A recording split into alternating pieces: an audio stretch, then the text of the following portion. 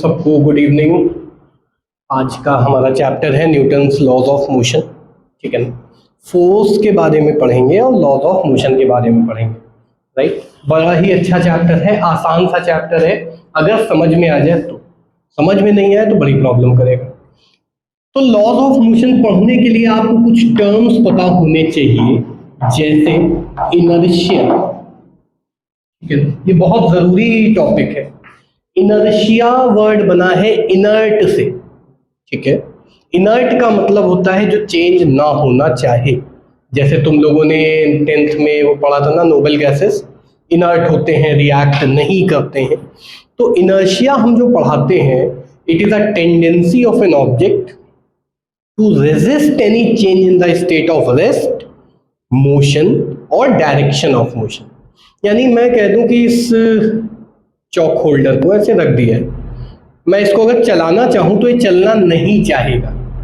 लेकिन इसी चौक होल्डर की जगह अगर मैं एक फेदर रख दूं या एक लोहे का पीस रख दूं, लेटर से एक डंबल रख दिया है, ठीक है ना, एक बॉल रख दी है, तो उसको चलाने में मुझे ज़्यादा प्रॉब्लम होगी, क्योंकि उसके अंदर कुछ ऐसी चीज़ ज़्यादा है जो इसको चलने से रोक रही है, उसको चलने से, लोहे की चीज़ को। तो वो जो चीज़ ज़्यादा है, जो प्रॉपर्टी ज़्यादा है, उसको नाम दिया है इनर्शिया। ठीक है ना, बहुत आसान है, कोई इसमें कठिन वाली बात तो नहीं है। पहले बिल्कुल एकदम बेस लेवल पढ़ेंगे, फिर इसके नेक्स्ट क्लास में मोस्ट प्रोबेबली ज़्यादा क्वेश्चंस करेंगे, आज पढ़ाई ज़्यादा करेंगे। तो इनर्शिया हमने 3 तरह का डिवाइड किया। पहला है इनर्शिया ऑफ रेस्ट, दूसरा है इनर्शिया ऑफ मोशन और तीसरा है इनर्शिया ऑफ डायरेक्शन। ठीक, अगर कोई रेस्ट पे है ऑब्जेक्ट और वो चलना ना चाहे तो वो होगा इनर्शिया ऑफ रेस्ट।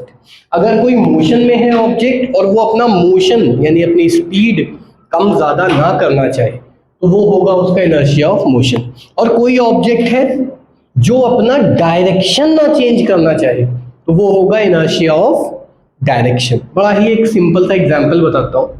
ठीक है ना, इमेजिन करो तुम्हारा एक दोस्त है जिसके पास एक स्कूटी है या साइकिल है, और दूसरा दोस्त है जिसके पास एक लेटर से कार है। ठीक है ना, साइकिल वाला भी रुका हुआ है, कार वाला भी रुका हुआ है। तुम धक्का मार के किसको आसानी से चला सकते हो? साइकिल वाले को, तो उसका इनर्शिया कम है। जिसका इनर्शिया कम वो आसानी से चल जाता है। इमेजिन करो सेम चीज, चलती हुई कार आ रही हो, चलती हुई साइकिल आ रही है, तुम किसको रोक पाओगे हाथों में? मोस्ट प्रोबेबली साइकिल को। कार को भी रोक सकते हो पर शायद तुम फिर खुद रुक जाओ, बात अलग है ना। तो that is inertia of motion. और चलती हुई साइकिल तुम्हारी तरफ आ रही है, तुमने ऐसे मोड़ दी, चलती साइकिल को ऐसे मोड़ दिया, ठीक, तुमने ऐसे किया, ठीक, और चलती कार को ऐसे करा, क्या मुड़ेगा? Cycle, most probably. तो इनर्शिया समझ में आया। याद रखना है, इनर्शिया इज अ प्रॉपर्टी। ये कोई फिजिकल चीज नहीं है, कोई ये ऐसा नहीं है कि इसकी वैल्यू हम मेजर कर सकते हैं। ठीक है, it's not a quantity, it's a property. ठीक, तो इनर्शिया की डेफिनेशन लिख लो, इनर्शिया के टाइप्स लिख लो, और इनर्शिया इज अ प्रॉपर्टी ये लिख लो। आई होप सबने लिख लिया होगा। देखो यहाँ पे एक बड़ी अच्छी सी बात बताते हैं, बड़ी अच्छी सी बात। हाँ, अच्छा, ये पहले इसको समझने से पहले तुमको एक सवाल पूछता हूँ। अगर इनर्शिया समझ में आ गया है तो जरा ये बताओ, एक ऑब्जेक्ट रुका हुआ है और एक ऑब्जेक्ट चल रहा है। ठीक, बताओ किसका इनर्शिया ज्यादा होगा? रुके हुए ऑब्जेक्ट का या चलते हुए ऑब्जेक्ट का? दोनों का सेम होगा। इनर्शिया डिपेंड करता है मास पे। Mass is actually a comparison of inertia. ठीक है ना, हमने मास को पहले डिफाइन ही ऐसे किया था कि वो 1 किलो का एक प्लैटिनम का ब्रिक रखा हुआ है, जो उसका मास है वो 1 किलो है। अब उसके बराबर इनर्शिया वाले सारे ऑब्जेक्ट, उसके बराबर मास वाले सारे ऑब्जेक्ट 1 kg कहलाए। ठीक है, प्लैटिनम इरिडियम का ब्रिक था, फिर काफी चेंजेस भी आए इस डेफिनेशन में। तो mass is a measurement of, is not exactly the measurement but comparison of inertia. ठीक है ना, इनर्शिया की कोई यूनिट नहीं है। एक ऑब्जेक्ट का इनर्शिया सिर्फ एक ही चीज से चेंज होता है और वो है उसका मास। और हमारी जनरल फिजिक्स में जब तक हम रिलेटिविटी नहीं पढ़ते आइंस्टाइन वाली, ठीक है ना, तब तक मास चेंज नहीं होता है, यानी inertia of an object is fix. इस चौक का पीस का इनर्शिया की बात करें तो रखा हुआ है, सेम इनर्शिया है, धीमा चल रहा है, तेज इनर्शिया, फेंक दिया तो भी उतना ही इनर्शिया, इनर्शिया चेंज नहीं हो रहा, चाहे तेज चलाओ, चाहे धीमा चलाओ, चाहे रोक दो, इनर्शिया इज सेम, फिक्स्ड, ठीक है ना। इसमें किसी को कोई भी प्रॉब्लम, इनर्शिया एकदम क्लियर है, 3 तरह का इनर्शिया। अब मैं तुमसे एक सवाल पूछता हूं कि तुम लोग एक बस में बिना वजह बैठे हुए हो, बस चलती है या बस में खड़े हुए हो बिना कुछ पकड़े, मान लेते हैं मैं बस में खड़ा हूं और बस इधर को चल रही, मैंने कुछ पकड़ा नहीं हुआ, तो बताओ मैं किस तरफ को मुझे झटका लगेगा? पीछे, है ना, मुझे ऐसा लगेगा हम पीछे को बस में हमको पुश, ऐसा लगेगा। तो बताओ ये कौन सा इनर्शिया है जो मुझको चलने नहीं देना चाह रहा है? Inertia of rest. एक सेम चीज, चलती हुई बस है, इधर को चल रही है, मैं खड़ा हुआ हूँ बिना कोई और चीज पकड़े, ठीक, और एकदम से बस में ब्रेक लगा, मैं सामने को गिरा, बताओ कौन सा इनर्शिया? क्योंकि मैं चल रहा था, मैं चलते रहना चाहता हूं, मैं चलते रहना चाहता हूं, बस ने ब्रेक लगाया, मेरे पैर बस से जुड़े हुए हैं, अगर फर्मली पकड़े हुए हैं बस को पैर, है ना, तो पैर तो रुक गए, पर अपर बॉडी का इनर्शिया, अपर बॉडी तो किसी चीज के कांटेक्ट में नहीं, तो ये आगे को जाती है, इसीलिए तुमने देखा ज्यादातर लोग ऐसे गिरते हैं, पूरे पूरे आगे नहीं निकल जाते हैं, आगे भी निकल सकते हैं, उसके भी एग्जाम्पल्स होते हैं, ठीक है, बड़ा ही आसान सा था ये। अच्छा, एक पेड़ में आम लगे हुए हैं बिना वजह, कभी आम का पेड़ तो तुमने देखा नहीं होगा, तोड़े तो नहीं होंगे ना, आजकल के बच्चे नहीं तोड़ पाते, हम भी बहुत जंगबाजी दिखा रहे, 2-3 बार हम भी तोड़े हैं आम, है ना, गाँव साइड जाते थे, तो एक पेड़ में आम लगे हैं, तुमने पेड़ हिलाया, आम गिर गया, बताओ क्यों गिरा? ग्रेविटी मत बोलना, इनर्शिया ऑफ रेस्ट। पेड़ मोशन में आया, आम वहीं था, because of inertia of rest, और डिटैच होके फिर बाकी सारा काम न्यूटन की ग्रेविटी, या जो ग्रेविटी है न्यूटन की तो नहीं है, सभी की है, बराबर हक है सबका, तो उसने किया, ठीक, आसान सा तरीका था। अच्छा, तो तुम लोगों ने सुना होगा महान क्रिकेटर सचिन तेंदुलकर के बारे में, वो एक भारी बल्ले से खेलते थे, वीरेंद्र सहवाग बड़े हल्के बैट से खेलते थे, क्यों? इनर्शिया से कुछ लेना देना। सहवाग चलाता था बैट ऐसे पूरी दम लगा के, पहली बॉल से चौका, हर बार ऑलमोस्ट एवरी टाइम पहली बॉल पे चौका ही मारना होता था, अगर कभी देखा हो तुम लोगों ने मैच तो जब सहवाग को बल्ला चलाना होता तो बड़ी तेज चलाना होता था, तो हल्का बैट चाहिए था उसको। सचिन का बैट भारी था, करीब 1.5 किलो का बैट था, 1.7 1.8 तक का भी उसने यूज किया हुआ है सचिन तेंदुलकर ने। तो भारी बल्ला होने की वजह से जब बॉल टकराती है ना बैट पे, तो बॉल की एनर्जी या तो बैट लेगा या बॉल को वापस मिल जाएगी, ऐसे समझो ना, इस तरीके से समझ सकते हैं, बाकी और भी एक्सप्लेनेशन है। तो बैट से जब बॉल टकराई तो भारी बैट होने की वजह से बॉल बैट का डायरेक्शन चेंज नहीं कर पाई, और सारा का सारा बैट जब बॉल को स्ट्राइक किया तो उसका मोमेंटम, जो भी हम आगे पढ़ेंगे, वो किसको मिल गया? बॉल को। यानी हल्के से, तुमने अगर कभी सचिन के शॉट्स देखे हो ना, बस ऐसे यूँ फेस दिखा देना, बॉल आई बस यूँ किया, दम नहीं लगाई, और तब के ग्राउंड्स भी 90-90 मीटर के होते थे। आजकल के जो IPL के ग्राउंड है 60-65 मीटर, इतना शोएब अख्तर रनअप लेता था। तो जरा सा बस बैट यूँ दिखा दिया, बॉल छुई और सीधा बाउंड्री तक जा रही।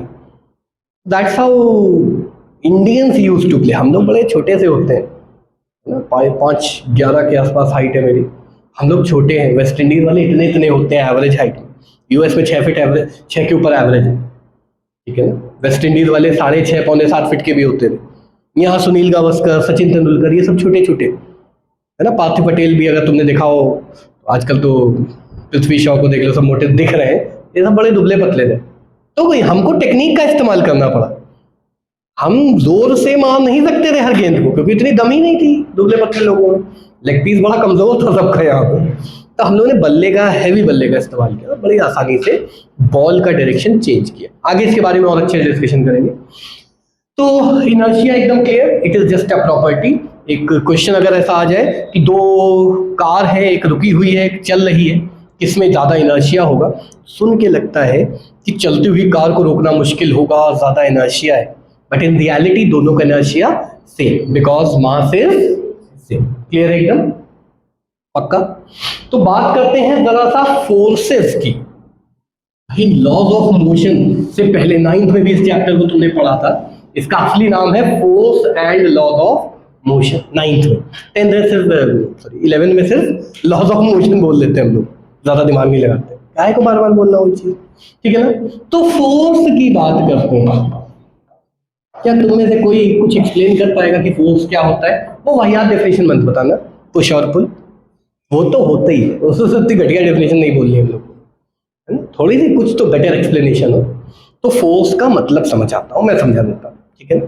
फोर्स का मतलब एक ऐसा एजेंट, ऐसी एजेंट की बात नहीं हो रही है, एक एक्सटर्नल एजेंट, कुछ ऐसी चीज, कोई ऐसी बला, कुछ ऐसा कह सकते हो एजेंट जो एक्सेलरेशन प्रोड्यूस करना चाहे। तुम कहोगे सर हमने इस बोर्ड को ढकेला, ये बोर्ड तो नहीं चला, हमने इस बॉटल को ढकेला, बॉटल नहीं चली, नहीं चल रही, बिल्कुल एकदम फर्मली पकड़े, नहीं चल रही बॉटल, तो क्या फोर्स नहीं लग रहा? तो ऐसा एजेंट, ऐसा एक्सटर्नल एजेंट, ऐसी चीज जो क्या प्रोड्यूस करना चाहे, एक्सेलरेशन। तो force is an external agent that tends to produce acceleration, ठीक है ना। टेंड्स टू बोला, टेंड्स का मतलब जानते हो? टेंड्स का मतलब करना चाहता है, जरूरी नहीं है ऐसा हो ही जाए, करना चाहता है, ठीक है। तो मैं अगर एक पहाड़ में जाके फोर्स लगाऊं, तो मेरा लगाया हुआ फोर्स पहाड़ को मोस्ट प्रोबेबली चला नहीं पाएगा, पर चलाना चाहेगा, ठीक है। तो इसको नोट कर लेना, टेंड्स टू प्रोड्यूस एक्सेलरेशन।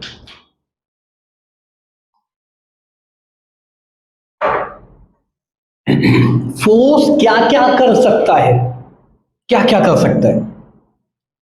तुम कहो सर हमने किसी का गला दबा दिया, फोर्स तो लगाई, एक्सेलरेशन हुआ क्या? अब होने लायक भी नहीं रहा, बड़े ही विध्वंसक तरीके से पढ़ रहे हैं हम लोग, ऐसे ही पढ़ाई नहीं करनी चाहिए, ठीक है। तो पता होना चाहिए ना, कोई फोर्स लगाए तो हमें क्या करना चाहिए, हमें पहली बात तो भाग लेना चाहिए। फोर्स क्या क्या करेगा? पहला काम जो ये फोर्स कर सकता है, कर सकता है ना, पहला काम, it can move a stationary object, रुकी हुई चीज को चला सकता है, ठीक। दूसरा काम क्या कर सकता है? It can stop a moving object. तीसरी चीज जो ये कर सकता है, change the direction. Technically inertia के टाइप लिख दिए मैंने तीनों, inertia of rest, motion, direction, है ना। और इन तीनों को अगर मैं एक साथ कहना चाहूं तो it can change the momentum. अभी मोमेंटम की भी बात करेंगे, क्या होता है, it can change momentum, P से दिखाते हैं मोमेंटम को, ठीक है ना। ये सारे काम किए जा सकते हैं फोर्स की वजह से, what a force can do. फटाक से इसको नोट कर लो कि फोर्स ये काम कर सकता है।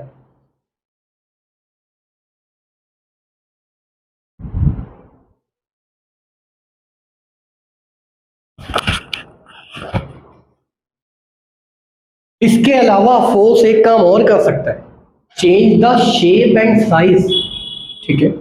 It can change shape and size, ठीक है ना। मैं देखो मेरे पास एक ये, इधर देख लो, मेरे पास एक ऑब्जेक्ट है, हमने फोर्स लगाया, क्या चेंज हुआ इसका? एक्सेलरेशन हुआ क्या? इसने क्या चेंज किया?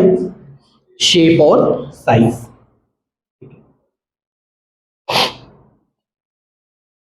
एकदम क्लियर?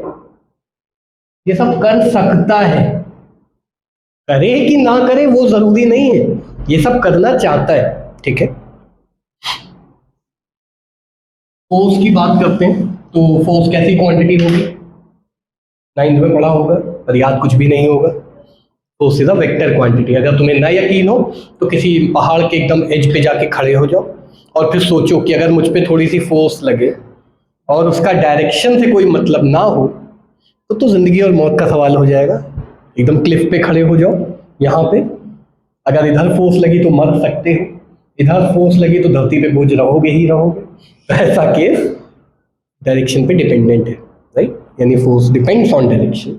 फोर्स में डायरेक्शन का काम है, इसलिए force is a vector quantity.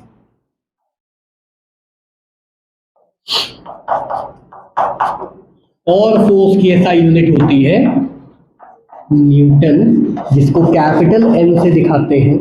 CGS unit होती है डाइन। न्यूटन की शादी नहीं हुई थी, पर न्यूटन की डाइन तो कई लोग DYN से लिखते हैं, काफी शॉर्ट फॉर्म में लिख दिया ई हटा के, ठीक है ना। और हम लोगों ने डायमेंशनल एनालिसिस से शायद कन्वर्जन किया हुआ है कि एक न्यूटन के अंदर कितनी डाइन होती हैं, कितनी होती है 10 की पावर 5। याद हो गया तो अच्छी बात है, वरना हम कभी भी इसको एनी डे कन्वर्ट कर सकते हैं, राइट। कोई प्रॉब्लम? फोर्स के टाइप्स पे चलते हैं। अभी जितना नोट्स बनाना बना लो, बाकी नोट्स मैं भी दे दूंगा। फोर्स के टाइप्स की बात करते हैं। तो फोर्स को हम कई चीजों में क्लासिफाई कर सकते हैं, कई तरीकों से। एक इंसान को कितने तरीकों से क्लासिफाई कर सकते हैं? On the basis of gender. American को समझ नहीं आ रहा है, हमको पता है ना, मेल फीमेल। दूसरा तरीका क्या है? Person on the basis of literacy. पढ़े लिखे लोग और इंजीनियर, और ना पढ़े लिखे लोग, इंजीनियर तो और ज्यादा पढ़े लिखे हो गए। इसके अलावा यू कैन से इंडियंस और फॉरेनर्स। इस कैटेगरी में देखें तो श्रीलंका वाले फॉरेनर है हमारे लिए, भूटान नेपाल वाले फॉरेनर्स हैं, पाकिस्तानी भी फॉरेनर्स हैं, अगर इस कैटेगरी में रखें तो, ठीक। इसके अलावा क्या तरीका है? On the basis of height, don't be racist, but on the basis of race, colour, ठीक है ना। Don't be racist, eat everyone equally, सबको बराबर है, ठीक है ना। ऑन रिकॉर्ड कहा जा रहा है बात। अगर मैं ना हूँ क्लास में तो समझ लेना मेरी बेल कराने का टाइम आ गया, है ना। इसके बाद वो तो बहुत तरीके है ना। हमने कह दिया यूपी वाले और नॉन, और वो लोग जो गुटखा नहीं खाते। यूपी में तो सभी खाते हैं, मैं नहीं खाता हूँ अभी तक। तो बहुत तरीके हैं, फोर्स को भी हम क्लासिफाई कर सकते हैं। तो मैंने कहा फोर्स का कई सारे फोर्स लग रहे हैं, एक्सेलरेशन कर पा रहे हैं कि नहीं कर पा रहे। तो अगर एक्सेलरेशन कर पा रहे हैं, यानी acceleration is non zero, positive हो सकता है, नेगेटिव हो सकता है, तो ऐसे फोर्सेस को मैं कहता हूं अनबैलेंस्ड फोर्सेस। अनबैलेंस्ड मतलब एक्सेलरेशन होगा, तो अगर कोई चीज की डायरेक्शन चेंज हो या स्पीड बढ़े या स्पीड कम हो, तो हम क्या बोलेंगे? कैसी फोर्सेस लग रही हैं? अनबैलेंस्ड। एंड अनबैलेंस्ड का मतलब होता है सारे फोर्सेस का वेक्टर सम जो आएगा वो जीरो आएगा, नॉन जीरो आएगा, सर अनबैलेंस्ड लिखा है ना पहले।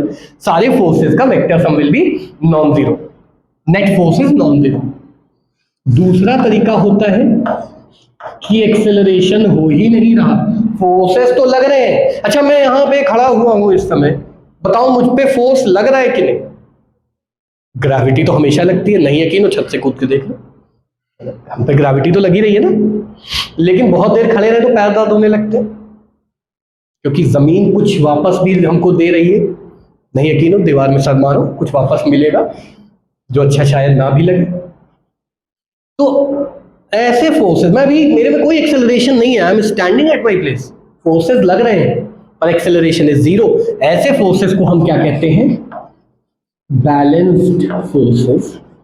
और इस केस में जो सम ऑफ ऑल द फोर्सेस होता है वो जीरो आता है, ठीक है ना।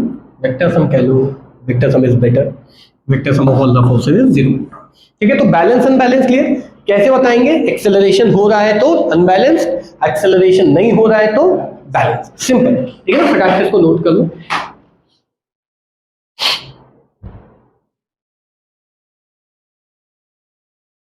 ये हो गया।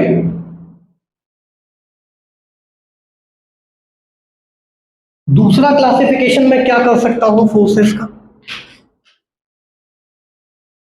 दो तरह के दोस्त होते हैं, है ना, दो तरह के लोग होते हैं। एक वो जो तुमको जब तक बिल्कुल कांटेक्ट में ना आए तब तक नहीं बिगाड़ सकते, एक वो जो दूर से भी तुम्हें बिगाड़ सकते हैं, सिर्फ इशारे कर सकते हैं, उसमें भी तुम बिगाड़ सकते हो।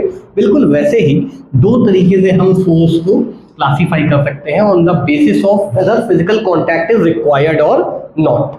तो अगर फिजिकल कॉन्टैक्ट टच रिक्वायर्ड है, दो बॉडीज एक दूसरे पे फोर्स लगा रहे, ठीक है ना, अगर दोनों बॉडी एक दूसरे को टच कर रहे और तभी फोर्स लगे, तो ऐसे फोर्सेस को मैं कहता हूं कॉन्टैक्ट फोर्सेस। शायद तुम लोगों ने 7th 8th में सब थोड़ा बहुत पढ़ा, आई होप 7th 8th में कोविड नहीं था।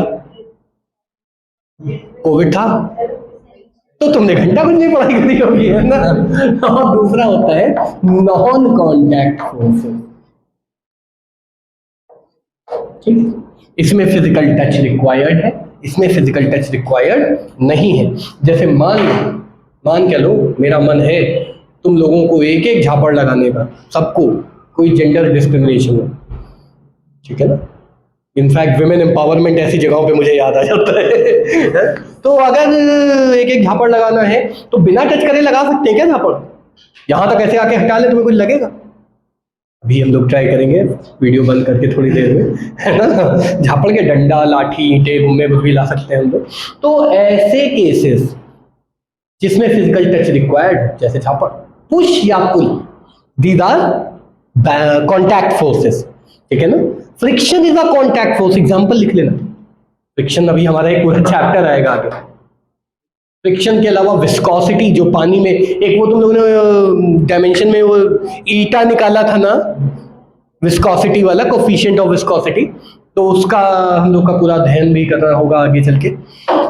तो कॉन्टैक्ट फोर्सेस के एग्जांपल दिए मैंने, पुश या पुल घटिया वाले एग्जांपल है, फ्रिक्शन और विस्कोसिटी अच्छे वाले एग्जांपल है। नॉन कॉन्टैक्ट फोर्सेस एग्जांपल दे सकते हो क्या? बिना टच करे जो लग जाए, ग्रेविटी। अर्थ को जरूरी नहीं है हम टच करें, हम फर्स्ट फ्लोर पे हैं इस टाइम पे, अर्थ के कांटेक्ट में नहीं है, फिर भी अगर छत से कूदें अगर, तो मोस्ट प्रोबेबली नीचे जाएंगे, उसके बाद ऊपर चले जाएंगे, है ना। ग्रेविटी के अलावा कोई फोर्स, मैग्नेट 10th वाला, सब उठा के बक दो कुछ भी। और क्या एग्जांपल है? बॉयंसी, तो जब तक पानी में नहीं जाओगे, टच नहीं करोगे, तब तक नहीं लगेगी। बॉयंसी तो टच करने पे लग रही, कांटेक्ट हो गई। इलेक्ट्रोस्टैटिक, दो चार्जेस के बीच में जो फोर्स लगती है, that is non contact force. तो दो तीन एग्जांपल लिखने, 2-3 हमने लिख लिए। ये वाला क्लासिफिकेशन क्लियर है एकदम? थ्योरी चल रही है सारी, आज की क्लास मोस्टली थ्योरी ही रहेगी, न्यूमेरिकल आज हम नहीं कर पाएंगे। अब बात करते हैं कि ये फोर्स लगते क्यों है। मैंने इसी बहाने में पानी भी पी लेता हूँ, बहुत गर्मी पड़ रही है, 16 पे एसी चल रहा है, तब गर्मी लग रही, पता नहीं कौन सी फिजिक्स चल रही है यहाँ पे, ना। तो मान लो मेरे पास ये एक ऑब्जेक्ट है, ठीक है, इसको मैंने टच किया, इसको मैंने पुश किया, ये चल दिया। क्यों चला? फोर्स क्यों लगा? सवाल ये है, why force is acting. Physical touch हो रहा है, ठीक है, मान लेते हैं। चौक स्लिपरी होती है, चौक चिपचिपी नहीं होती है, स्टिकी नहीं है। बोर्ड भी स्टिकी नहीं, चिपकेगा नहीं, तुम ऐसे छू के देख सकते हो, बोर्ड चिपकेगा नहीं तुम्हारे हाथ में। लेकिन जब चौक से लिख रहे हैं तो चौक यहां चिपक गई, बताओ क्यों? मतलब मैं तुम्हें बता चुका हूं पहले कभी, फ्रिक्शन लग रहा है। फ्रिक्शन क्यों लग रहा है?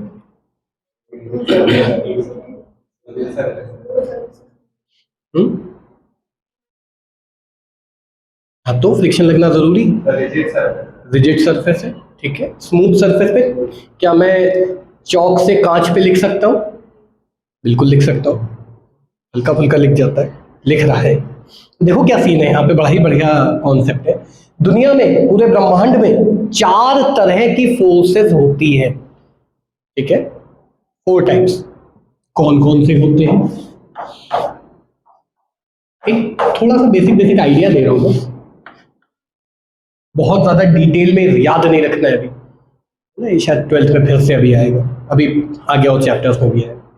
तो पहली फोर्स जो बहुत जरूरी है हमारे सर्वाइवल के लिए, वो होती है इलेक्ट्रोमैग्नेटिक फोर्स।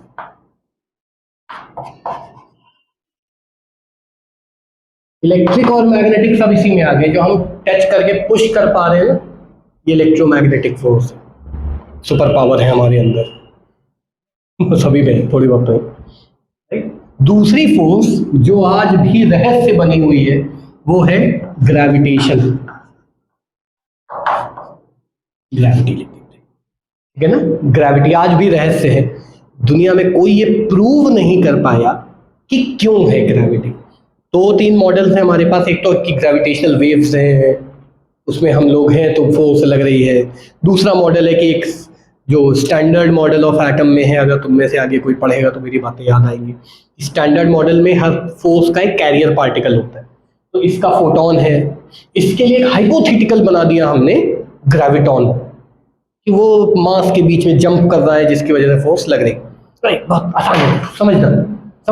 हम, मैं और कोई एक और बंदा, लेटर से कोई एक पर्सन ABCD, हम लोग खड़े हुए और सिर्फ मेरे पे ध्यान देना, दूसरे पे ध्यान ना दोगे।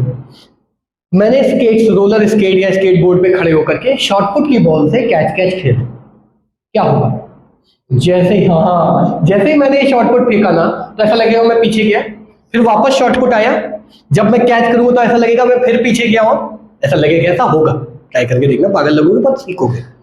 तो यही हमारा कहना है कि दो ऑब्जेक्ट के बीच में फोर्स लगती है जब कुछ एक्सचेंज होता है। तो क्या एक्सचेंज होता है? हमने हाइपोथेटिकल, प्रूवन नहीं है, ऐसा एक पार्टिकल मान रखा है जिसको क्या कहा गया? ग्रेविटॉन। जो प्रूव करेगा नेक्स्ट नोबेल प्राइज 100% उसी को मिलेगा, हो सकता है एक से ज्यादा भी मिल जाए। इसके बाद आता है, ग्रेविटी के बाद स्ट्रॉन्ग फोर्सेस या स्ट्रॉन्ग न्यूक्लियर फोर्सेस, और फिर आता है वीक न्यूक्लियर फोर्सेस। ये दोनों मिल करके कहलाते हैं न्यूक्लियर फोर्स।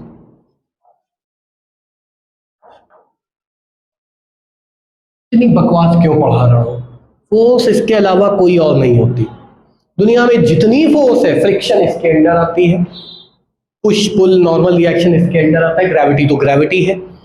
दो प्रोटॉन्स आपस में कैसे जुड़ गए एक न्यूक्लियाई में, एक न्यूक्लियस में? ऐसा क्या था कि दो या दो से ज्यादा प्रोटॉन आपस में चिपक गए? ऐसा हो सकता है क्या? दोनों पॉजिटिव है ना, रिपेल करने चाहिए ना, फिर भी दोनों जुड़े हुए। कुछ तो ऐसा था जो यहां पे नहीं महसूस हुआ, यहां नहीं महसूस हुआ, रिपल्शन हो रहा है, लेकिन जैसे वो दोनों यहां आ गए, कौन दोनों? प्रोटॉन्स, तो उनके बीच में एक बड़ी ही स्ट्रॉन्ग फोर्स लगी। कितने टाइम्स स्ट्रॉन्गर है वो भी आगे पढ़ोगे, और एक बड़ी स्ट्रॉन्ग फोर्स लगी। क्योंकि वो बड़ी स्ट्रॉन्ग फोर्स थी तो हमने क्या नाम दे दिया? Strong force. बहुत शॉर्ट रेंज्ड होती है, बहुत शॉर्ट रेंज्ड, ठीक है ना, बहुत शॉर्ट रेंज। मान लो कि मैं नाम किसी का नहीं लूंगा, मान लो कि ये मेरी बड़ी अच्छी मित्र है, ठीक है, मेरी आदत है सिगरेट पीने की, मैं नहीं पीता हूँ सिगरेट, बीइंग ऑनेस्ट, ठीक है ना। दूर से देख रही है, बिल्कुल स्वस्थ, कोई परेशानी नहीं, लेकिन जैसे ही वो एक रेंज में आई, सारा धुआं इसके पास भी जाने लगा। बिना सिगरेट पिए, बिना उसके मजे लिए, अगर कोई मजे हैं तो, बिना सिगरेट पिए ये भी बीमार पड़ गई। तो एक एग्जांपल है कि एक डिस्टेंस, एक रेंज में लगती है, उस फोर्स को क्या कहते हैं? Strong nuclear force. ऐसे वीक न्यूक्लियर फोर्स है, हम आगे पढ़ेंगे, बीटा पार्टिकल्स और काफी चीजों पे लगती है, ज्यादा दिमाग नहीं लगाना अभी इसमें। अभी केवल ये 4 तरह की फोर्स है। बहुत short range force, gravitational force, earth पे ब्लैक होल की फोर्स भी लग रही होगी, जो जितनी दूर तक जा रही है ना वो उतनी वीक है। भगवान ने कितना बढ़िया डिजाइन किया हमारा यूनिवर्स। जो ज्यादा स्ट्रॉन्ग है, नाम ही उसका स्ट्रॉन्ग है, वो इतनी पास में लगेगी, वरना क्या होता, हम ऐसे जा रहे हैं, ये हमसे चिपक गया, हम अलग नहीं कर पाए, जीवन भर के लिए चिपक गया, ठीक है ना। बैंक गए, पैसा चिपक गया, काश ऐसा हो सकता है, बट वो फिर अनलॉफुल फोर्सेस में आ जाएगा, ठीक है ना। तो ये 4 तरह की फोर्सेस है, इसको प्लीज फटाक से नोट कर लो, बेसिक बेसिक है, बहुत ज्यादा इन डेप्थ नहीं बताया है मैंने।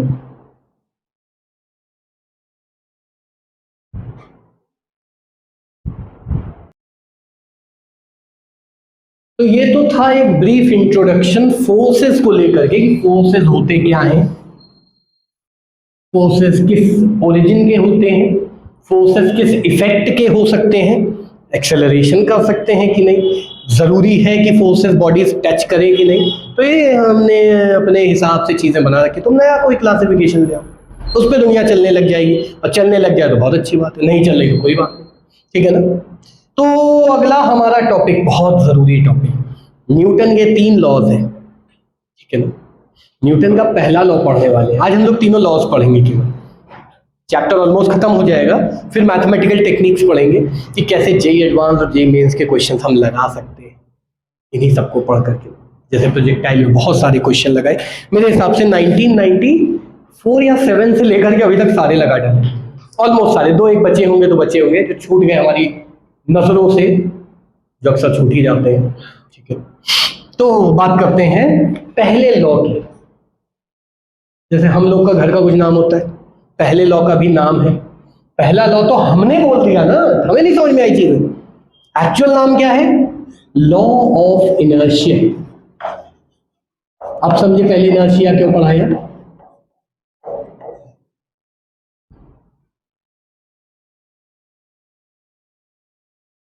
पहले लॉ का नाम है लॉ ऑफ इनर्शिया।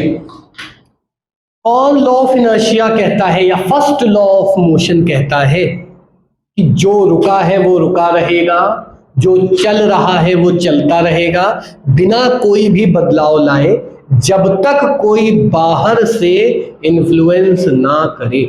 बेसिक यही बात है। अंग्रेजी में थोड़ा सा होता है ना, हल्दी वाला दूध और cafe latte mocha with turmeric almond, वो फील आता है ना, इसी बात के तो पैसे।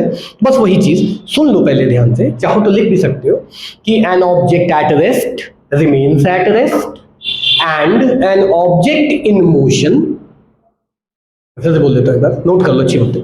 An object at rest will remain at rest and an object in motion will remain in motion with uniform velocity with uniform velocity unless acted upon by an external unbalanced force, unless acted upon by an external unbalanced force।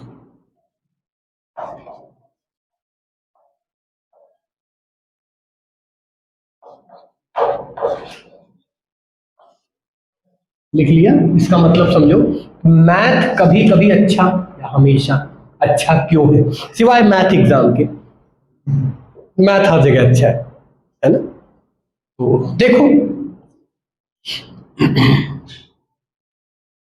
ध्यान से समझना, इतनी बकवास हमने लिखी।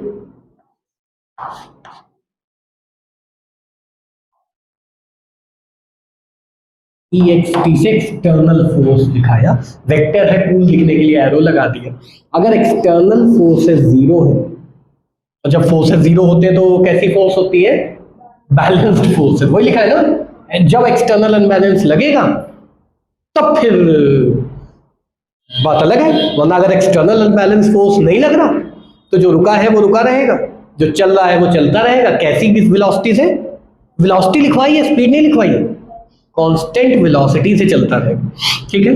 तो अगर कोई रुका है तो रुका रहेगा ना, अगर एक्सटर्नल फोर्स 0 है तो क्या होगा? This implies that acceleration is 0, और एक्सेलरेशन 0 है यानी चेंज इन वेलोसिटी इज 0। जो रुका है उसकी वेलोसिटी 0 थी, उसकी वेलोसिटी बाद में भी 0 रहेगी, रुका है तो रुका रहेगा।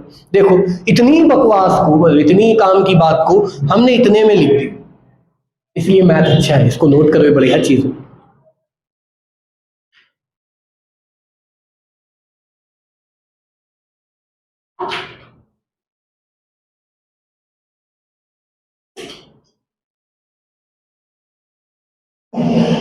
ठीक है, आई होप तुम लोगों ने नोट कर लिया होगा। ये समझ में आया? पहला लॉ एकदम क्लियर है। वो छोटे बच्चों वाला हम लोग भी एक्सपेरिमेंट कर सकते हैं कि एक चौक का पीस देखो, इस कप में, इधर ध्यान दे लो, 2 मिनट। हमने इस पीस को यहाँ रखा, इसके ऊपर एक चौक का पीस रखा, मुझे चौक लेने जाना पड़ेगा, चौक को कोशिश करते हैं कि रुकी रहे, ठीक, हाँ रुकी हुई है, पहले गिर गए। कोशिश करते हैं ऐसा कि हवा चल रही ना पंखे की, कैसे रखा हुआ है, बड़ी दिक्कत वाला काम है।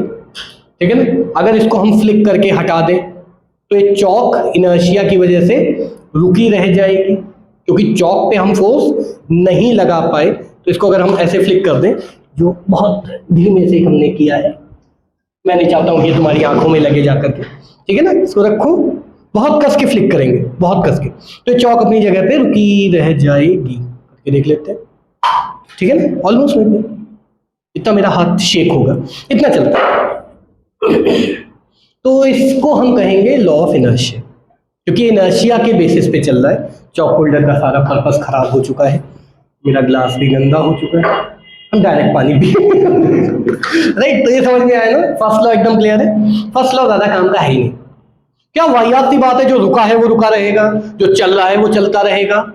इससे हमें एक बात पता चली, अगर कोई स्टार चल रहा है, कोई shooting star, not star, star भी चल ही रहे, तो वो जिस स्पीड से चल रहे हैं उसी स्पीड से चलते रहने चाहिए। अगर उनकी वेलोसिटी या डायरेक्शन चेंज हो रहा है, इसका मतलब उन पे कोई क्या लगा रहा है।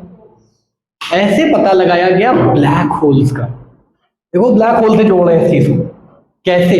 हमने एक आसमान, बहुत अच्छा काम, इनविजिबल चौक हमें दिखने लगी बात, इसके पीछे की फिजिक्स ढूंढनी पड़ेगी। मान लो ये हमारा एक बहुत महंगी वाली वो लगा रखी है हमने, एक ऑब्जर्वेटरी, ठीक है ना, और उसमें ये ऐसे स्टार्स बने हैं, हम टेलीस्कोप से इनको ऑब्जर्व कर रहे हैं, और ऐसे ही हुआ, ऐसे ही हुआ। 1960s में शायद ऐसा हुआ, मुझे एग्जैक्टली याद नहीं है, मैं 1960 में पैदा नहीं हुआ था तो मैं नहीं जानता, है ना। तो देखा गया कि ये जो स्टार्स है ये किसी चीज का चक्कर लगा रहे हैं ऐसे गोल गोल। कुछ स्टार्स किसी चीज का चक्कर लगा रहे हैं, लेकिन टेलीस्कोप से देखने पे ये एरिया में कुछ भी नहीं दिखा, इट वॉज ब्लैक। तो यानी कि यहां कुछ है, ऐसा कुछ है जो इन पे फोर्स लगा रहा है, क्योंकि ग्रेविटी ही लग रही है। और हमने आज तक यही देखा कि gravity is not repulsive, it's attractive. यानी ये स्टार इसको ऐसे भगा नहीं रहा है, it's not repelling the stars. अगर ये किसी चीज का चक्कर लगा रहा है तो कुछ अट्रैक्शन बीच में लग रहा होगा ना, सर्कुलर मोशन हो रहा होगा ना। That's how we calculated mass of black hole, इतना मैसिव होना चाहिए, यहां पे कुछ तो है ना। इतना बड़ा प्लैनेट हो नहीं सकता, लार्जेस्ट प्लैनेट बहुत ज्यादा जुपिटर होते हैं, जुपिटर से और 2 गुना बड़ा मान लो, क्योंकि जुपिटर से अगर 5, 6, 7 गुना बड़ा हो जाता है तो वो स्टार बन जाता है, because of the pressure and the gravity. Jupiter को इसीलिए हम लोग कहते हैं फेल्ड स्टार, ठीक है ना, वो ऑलमोस्ट तुम्हारा सन के टक्कर का हो जाता, अगर 10 गुना बड़ा होता तो, शायद 10 गुना 5 गुना वटेवर। ये चीज समझ में आ रही कैसे न्यूटन का फर्स्ट लॉ इस्तेमाल किया, जो मैंने कहा ज्यादा काम का नहीं, और क्या ढूंढा गया, जो सुनकर एकदम लगता है कि हमको भी फिजिसिस्ट होना चाहिए, साइंटिस्ट होना चाहिए, है ना। वो स्टीफन हॉकिंग थे ना, जो कभी अपने पैरों पे खड़े नहीं हो पाते। जस्ट किडिंग ये समझ में आया ना, ज्यादा डार्क हो गया। अगर मैं नहीं आऊँ अगली क्लास में तो अब नियरेस्ट पुलिस स्टेशन में आ जाता, बेल करा दे। यहाँ तक क्लियर है, ठीक है ना। तो सेकेंड लॉ ऑफ मोशन की बात करते हैं, जिसका नाम है सेकेंड लॉ ऑफ मोशन। मैं क्या करूं, तो जरा इसको नोट करो, मैं चौक जो मैंने भिगो दी उसको एक्सचेंज कर लेता हूं।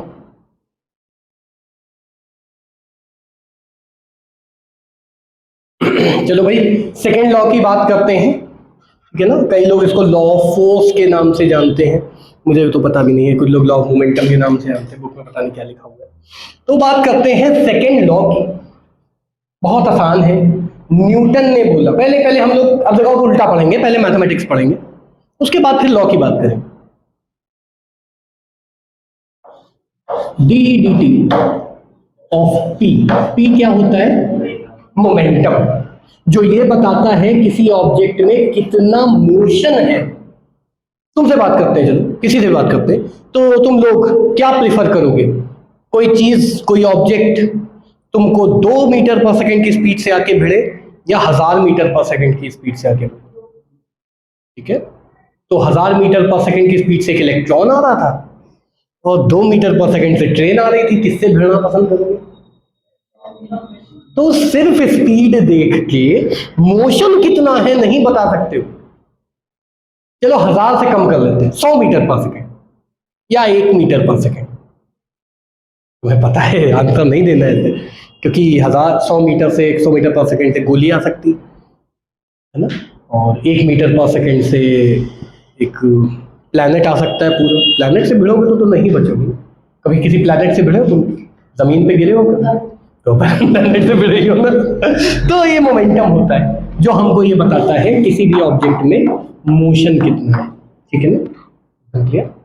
न्यूटन ने बोला, ये क्या लिखा है, D by D T, D D T होता है, डी बाई डी टी हम लोग बोल देते हैं। तो rate of change of momentum, rate बोल रहे तो विद टाइम होगा। इन्होंने बोला इज प्रोपोर्शनल टू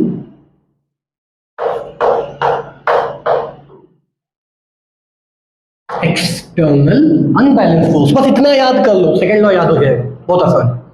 तो the rate of change of momentum is directly proportional to the applied external unbalanced force. और क्योंकि वेक्टर लगा है तो takes place in the direction of force. जहां फोर्स लग रहा है, बहुत घटिया सी बात बताई, बहुत घटिया सी बात। देखो ये ऑब्जेक्ट है, देख लो देख लो देख लो, ये ऑब्जेक्ट है, इस पे जिधर फोर्स लगाएंगे उधर ही को तो जाएगा, और जितनी फोर्स लगाएंगे उतनी तेजी से जाएगा। यही तो बात बोली न्यूटन ने, कोई नई बात बोल दी क्या? मैथमेटिकली बता दी, फेमस हो। ये समझ में आया? The rate of change of momentum is proportional to the applied external unbalance force and takes place in the direction of force. ठीक, मोमेंटम पी की जगह मैं क्या लिख सकता हूं? mv।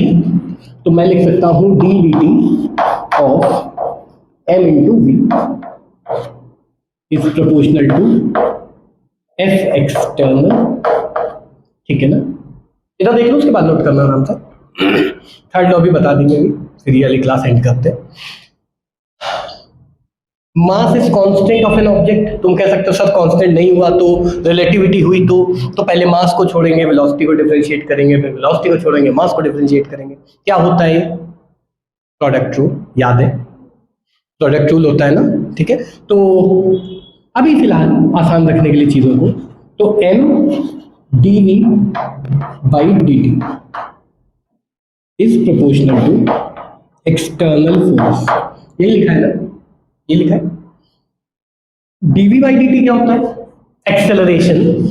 प्रोपोर्शनैलिटी हटाते हैं तो कांस्टेंट लगाते हैं, और वो कांस्टेंट SI सिस्टम में आता है 1। बहुत दिमाग नहीं लगाएंगे, जब तुम रखोगे डायमेंशनल एनालिसिस में तो 1 ही है। तो हम इतना याद रखेंगे, प्रोपोर्शनैलिटी हटाई, कांस्टेंट लगाया, कांस्टेंट की वैल्यू आई 1। तो मैंने कहा m और dv dt क्या होता है? a। तो external unbalanced force equals m into, देखा देखा फॉर्मूला है, बचपन में पढ़ा था। वेक्टर है तो इधर भी वेक्टर लगा देते हैं। और ये जो एक्सेलरेशन होता है, हमारा नेक्स्ट चैप्टर है सेंटर ऑफ मास। तो ये जो एक्सेलरेशन होता है सेंटर ऑफ मास का होता है। अभी इस पे बहुत ज्यादा फोकस नहीं करेंगे, अभी केवल इतना याद रखेंगे, F external equals m times of a। हम जितनी भी बॉडीज की बात कर रहे हैं वो सारी रिजिड है। रिजिड समझते हो? जिनके बीच के मॉलिक्यूल्स का जिनके मॉलिक्यूल्स के बीच का डिस्टेंस चेंज ना होता है, वो रिजिड है, ठोस है एकदम। ठीक है ना? और हम अभी फिलहाल चीजों को आसान रखने के लिए बॉडीज बड़ा ही गंदा ऑब्जेक्ट मतलब लगता है, मार के लेके आए। तो जो भी ऑब्जेक्ट्स हैं they are all point sized. Point size मतलब बहुत छोटा। अगर चल रहा है तो जो डिस्टेंस कवर किया उस डिस्टेंस का 1% से भी कम, और अगर नहीं चल रहा है तो बहुत छोटा।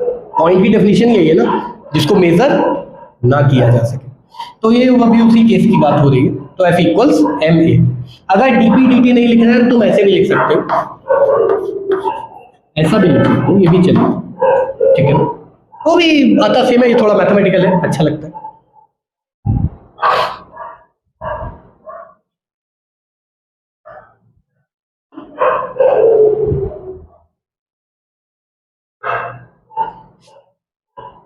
एक लास्ट टॉपिक आज का और मैं बता देता हूँ, ये बहुत जरूरी चीज है जिसको हम नेक्स्ट टर्न पे डिस्कस करने वाले हैं।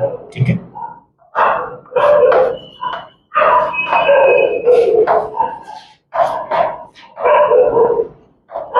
इतने सारे जोश में बाहर वाले, थोड़ी फिजिक्स समझ में आ रही है लोगों को, है ना। देखो इनर्शियल फ्रेम, जिस फ्रेम ऑफ रेफरेंस हम पढ़ चुके, सेट ऑफ कोऑर्डिनेट जहां से हम चीजों को देखते हैं, वो फ्रेम जहां से देखने पे न्यूटन का पहला लॉ वैलिड हो वो कहलाएगा इनर्शियल फ्रेम। यहां पे फर्स्ट लॉ ऑफ मोशन लग जाता है, सही होता है, ठीक है ना। तुम कहोगे सर ये तो हर जगह ही लगना चाहिए।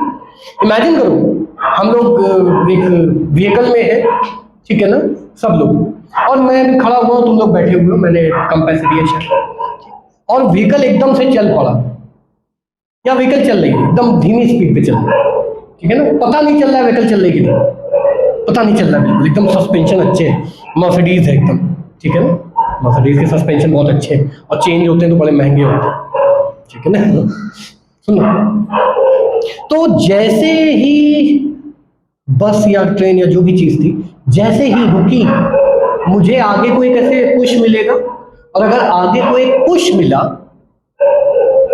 तो तुमको क्या लगेगा, मुझ पे क्या लगा है, फोर्स। पहले तो हम दोनों, मैं खड़ा हुआ, तुम लोग बैठे हुए, तुम देखोगे कोई फोर्स नहीं लग रहा है, तुम पे तो नहीं लग रहा है, तुम लोग सीट बेल्ट बांध के बैठे हो बस में, मान लेते हैं, ठीक, और हमको ऐसा लगा हम पे क्या लगा, एक फोर्स। तो तुमको देखने पे क्या लगा, एक फोर्स लगा, और तुमको देखने पे क्या लगा, हमारा जो डायरेक्शन है चेंज हुआ या कुछ एक्सेलरेशन आया, लेकिन क्या कोई फोर्स लगा, कहीं लगते हुए दिखा तुम्हें फोर्स, नहीं दिखा ना। तो ऐसे केस को हम कह सकते हैं नॉन इनर्शियल फ्रेम, जहां दूसरे बंदे को देख के लग रहा है कि फोर्स का इफेक्ट हो रहा है और फोर्स नहीं लग रहा, यानी there is external unbalance force zero, balance force है और एक्सेलरेशन हो रहा है, तो न्यूटन का फर्स्ट लॉ गलत हो गया, ठीक है ना। तो ऐसे केसेस में नॉन इनर्शियल फ्रेम होता है, और इनर्शियल फ्रेम में हम लोग Newton first law of motion लगा सकते हैं, ठीक है ना। तो इनर्शियल फ्रेम की डेफिनेशन क्या है, a frame of reference in which we can apply Newton first law of motion. जहां न्यूटन का फर्स्ट लॉ लग जाए वो इनर्शियल फ्रेम, जहां लॉ ऑफ मोशन ना लगे वो नॉन इनर्शियल फ्रेम। कभी लिफ्ट में गए हो, जब लिफ्ट में खड़े होते हैं, इमेजिन करो, इधर देख लो 2 मिनट, हम लोग लिफ्ट में हैं, ठीक, लिफ्ट एकदम से ऊपर गई, ऐसा फील होता है हमारा वेट बढ़ गया, ऐसा लगता है कुछ दबा रहा है हमको, कुछ दबाता है क्या कोई चीज, पर हमको ऐसा लग रहा है फोर्स लग रही, फोर्स तो नहीं लग रही। भूत प्रेत कैसे पता चलता है, भूत है पिक्चरों में तो देखा हुआ ना, भूत कैसे पता चलता है, बिना वजह भूत क्या करता है, टेबल हिला देता है, लाइट स्विच ऑफ ऑन कर देता है, स्विच ऑन ऑफ कुछ चला देता है, फोर्स तो दिखी नहीं। तो न्यूटन की वजह से भूत हमें महसूस होते हैं, न्यूटन की गलती, हाँ और क्या, डाइन भूत सब देखो न्यूटन से रिलेटेड। ऐसा हमको लग रहा है क्या कि फोर्स का इफेक्ट हो रहा है, पर यह भी दिख रहा है कि फोर्स नहीं लग रही, तो भूत होगा, यही तो है ना। कितने लोगों को अकेले अंधेरे में जाने में कहीं डर लगता है, गलत, तुम्हें अकेले जाने में डर नहीं लगता है, तुम्हें ये डर लगता है कि उस अंधेरे में कोई और ना हो, और भूत ज्यादा क्या करेगा, फोर्स लगाएगा। भूत ज्यादा क्या लगाएगा, फोर्स, ठीक है ना। यही तो करते हैं ना कि वो अच्छा खासा कोई बैठा हुआ था, खाना खा रहा है, एकदम से ऐसे उड़ करके चम्मच आ गई, यही होता है ना। तो ये सिनेमा वाले हमें बेवकूफ कैसे बना रहे हैं, नॉन इनर्शियल फ्रेम से। एक्चुअली क्या हो रहा है, हमारा फ्रेम ही नॉन इनर्शियल है, हमको ऐसा लग रहा है, ठीक है ना। लिफ्ट की बात कर रहे हैं, लिफ्ट की बात, तुम कहो सर हम और आप सब लोग खड़े हुए, मान लो 2 लोग खड़े, एक वेइंग स्केल पे एक बंदा खड़ा है, लिफ्ट ऊपर को गई, तो जो वेट था ना वो बढ़ेगा, वो एक्चुअली बढ़ेगा। अब तुम कहोगे कोई इसको दबा तो रहा नहीं है, ग्रेविटी तो चेंज होती नहीं, तो वेट कैसे बढ़ गया।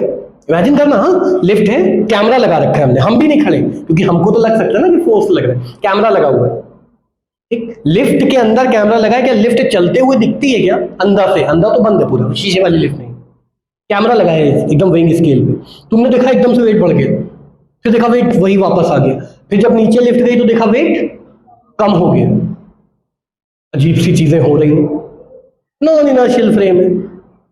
इनर्शियल होगा तो F इक्वल से में लगेगा, है ना। ए होगा जब F होगा, एक्सेलरेशन होगा जब फोर्स होगा। तो नॉन इनर्शियल फ्रेम में क्या होगा, ऐसा